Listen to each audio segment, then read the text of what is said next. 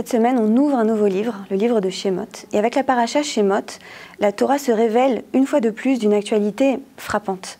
Non plus seulement symboliquement, mais aussi d'une manière qui donne presque les frissons, littéralement. Puisqu'elle nous parle de la descente en captivité des Béné Israël en esclavage en Égypte. Et je dis ces mots alors qu'en ce moment même, il y a des négociations, une fois de plus, pour la libération des captifs nés Israël à Gaza, littéralement à la frontière de l'Égypte. Et dans cette paracha, il n'y a pas seulement la descente, il y a aussi l'annonce d'une remontée.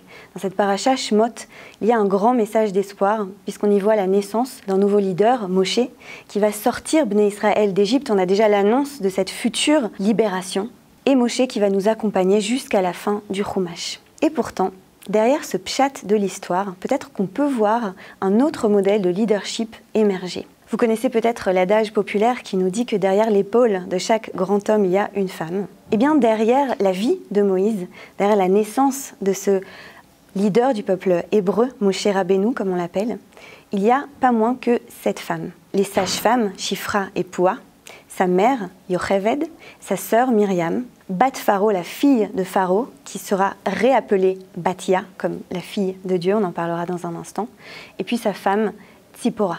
Ce sont des femmes qui ont des profils très différents. Il y a des juives et il y a des non-juives. Il y a la fille d'un roi et il y a une fille d'esclave. Ce sont des femmes qui ont des âges différents. Et pourtant, elles ont toutes en commun certaines midotes, certaines qualités, qui sont des qualités essentielles au leadership, qui, à mon sens, peuvent se résumer réellement à 2. Le courage et la compassion. Du courage de chacune d'entre elles vont naître des dispositions d'action comme la ruse, la prise d'initiative, et puis de la compassion, naît aussi cette générosité qui va faire qu'elles vont laisser naître Moïse et lui permettre de continuer à exister. Et je voudrais passer en revue un petit peu ce cheminement-là de la naissance de Moïse et de la collaboration peut-être inconsciente de ces femmes comme une chaîne de courage et de compassion les unes après les autres qui vont permettre à Moshe Rabbeinu de devenir le leader qu'il est devenu. Et ça commence avec les sages-femmes dont on nous dit qu'elles craignaient Elohim, qu'elles craignaient Hachem, le divin, et parce qu'elles craignaient le divin, elles n'ont pas fait ce que leur a demandé Pharaon. Il faut énormément de courage pour faire ça si on met les choses en contexte et qu'on pense qu'il s'agit de femmes esclaves qui ont tout à perdre et pas grand-chose à gagner. Et non seulement cela, non seulement elles désobéissent, elles font acte de ce qu'on appelle aujourd'hui la désobéissance civile, mais en plus, elles ont le toupet, elles ont le chutzpah, si on peut dire, de répondre à Pharaon quand il leur demande « Mais pourquoi avez-vous laissé naître tant d'enfants mâles? Pourquoi les laissez-vous vivre ?» Elles disent « Ah, on ne sait pas, vous savez, les femmes hébreux, le temps qu'on arrive, elles ont déjà accouché, c'est trop tard. » Ça, ce sont Shifra et Poua. Et puis on voit Yocheved et ensuite Myriam et ensuite Bat Pharaon.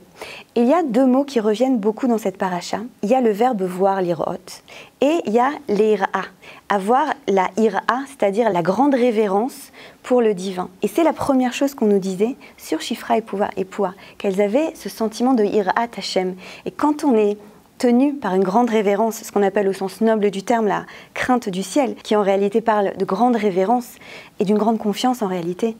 Si on a cette révérence pour le ciel, alors on n'a pas peur des hommes. Et il y a ce jeu ici entre ira et reia, entre la révérence pour le divin, qui nous donne des ailes, qui nous donne le courage d'agir et de désobéir aux lois humaines quand il le faut, et la reia, le regard, qui va appeler la compassion, comme nous le dit Lévinas, cette rencontre-là avec le visage.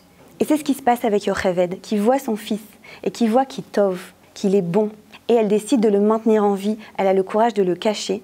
Et elle a aussi ce courage incroyable de le mettre sur les eaux du Nil. Cette scène-là qui me rappelle un livre magnifique qui vient d'être mis en film, La plus précieuse des marchandises, qui parle parfois du courage contre-intuitif des parents de se séparer d'un enfant pour qu'il puisse continuer à vivre. Et puis il y a Myriam qui va suivre Moshe, qui va regarder de loin, nous dit le texte.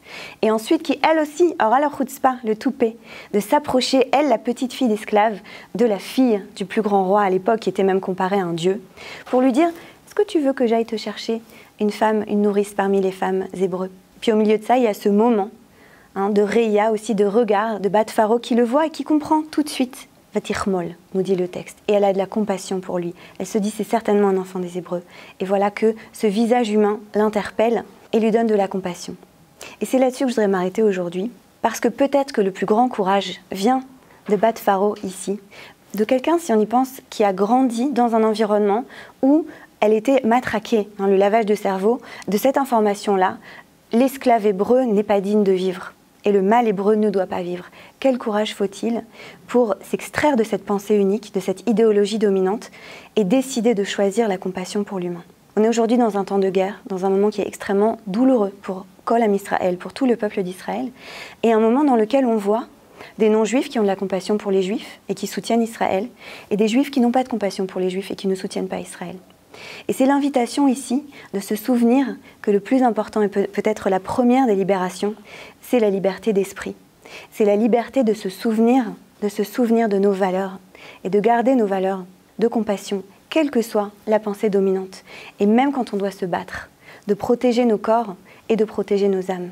Peut-être que de là vient le premier message de la liberté dans le livre de Shemot, qui est le fait de ne pas être esclave de la pensée unique, mais de choisir de vivre selon nos valeurs.